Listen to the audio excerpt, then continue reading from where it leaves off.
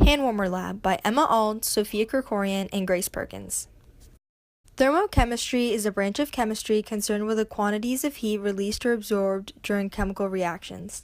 An example of how thermochemistry is used is in the making of commercial handwarmers. For this experiment, we completed an introductory activity and then tested 6 different salts to figure out which would make the best handwarmer. Handwarmers are typically sold in small, handheld packets. When rubbed or pressed between the hands, they emit through an exothermic process a significant amount of heat. They are typically used to warm cold hands, but can be placed in shoes to warm the feet as well. Handwarmers are most commonly used during the winter while doing outdoor activities such as skiing, snowboarding, ice skating, and/or hiking. They are usually made up of a salt and water. The total heat released during this process can be measured using a calorimeter.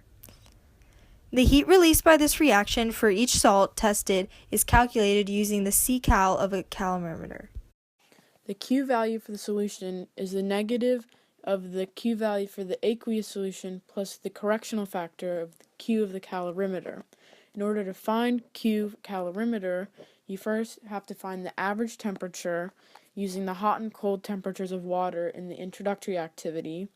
Then, using that average temperature, you plug that into the fourth equation to find the Q value for water, using the mass of water and specific heat of water.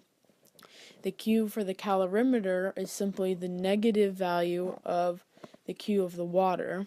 Using that value, the Q for the calorimeter, you solve to find the calorimeter constant, and then using the calorimeter constant, you can find the Q calorimeter for each solution that you put a salt into to find the correctional factor for the calorimeter. The purpose of this lab was to find the salt that releases the most joules per gram out of the following salts: sodium carbonate, sodium chloride, sodium acetate, ammonium chloride, calcium chloride, and magnesium sulfate, and then compare it to the cost per kilogram to find the most cost-effective hand warmer. To begin the introductory activity, first set up the calorimeter and gather materials needed. Measure 100 milliliters of distilled water and place it into the calorimeter. Record the initial temperature of the cold water. Using a hot plate, heat up 125 milliliters of distilled water to 60 to 70 degrees Celsius. Record the initial temperature of the hot water. Add 100 milliliters of the heated water to the calorimeter. Stir for 20 seconds. Record the ending temperature and calculate the C-cal.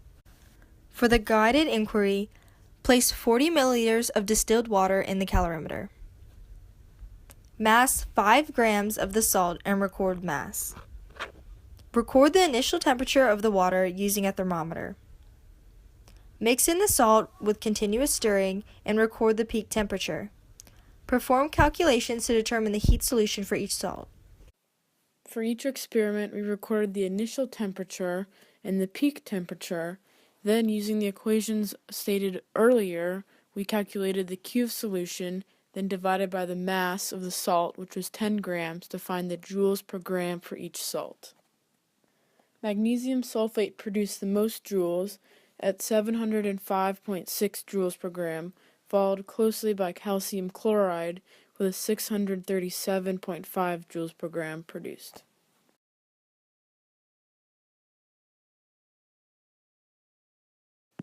As you can see on the table, calcium chloride produced the greatest amount of joules per gram. It was also one of the most cost-effective.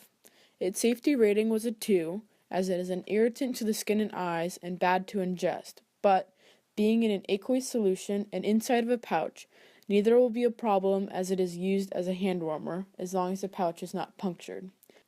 In conclusion, calcium chloride would make the safest, most cost-effective hand warmer. Some possible causes for any error in the data during this experiment are the following. Since this experiment was performed in an open system, there would have been a loss of heat into the surrounding that we didn't account for. Also, this experiment was performed using a styrofoam cup, which isn't very insulated. Therefore, heat could have been lost while the water was in the styrofoam cup due to the lack of insulation it provided. Finally, our own human error when measuring and transferring substances could have caused miscalculations in our data as well.